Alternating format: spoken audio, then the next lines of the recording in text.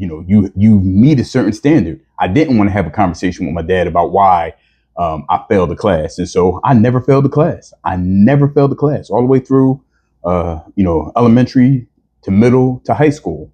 Never failed the class in college because I knew that the expectation was that, I do what I was supposed to do. And different situations happen and different challenges come. And, we all have different experiences in school and, things, sometimes redirect our path. But that initial expectation was always the same, that we were going to, transition from high school to higher education.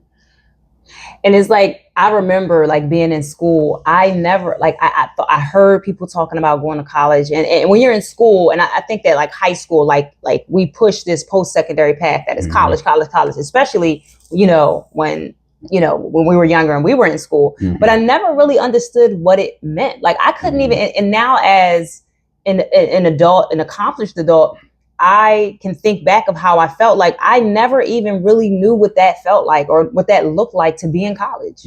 I never did because I never saw it. I had never, now they call them trunk parties, but I didn't have any friends that went away to college. Like I did when we left, but prior to that. And like, I feel like, when I wrote my dissertation, a lot of it talks about self-efficacy, and the things about having high levels of self-efficacy is if you can see it, you can become it. And I didn't see it. And now that, I feel like I am that for other people, my family, for my students, for people in the community and all those kind of things. But then I couldn't see it. And, and even I remember, because I have to give credit where credit is due. I'm not saying that I wasn't around educators in school and I wasn't around people who were sewing into me and talking to me and having these conversations, but they were having these conversations with somebody who didn't even understand that was a possibility for me.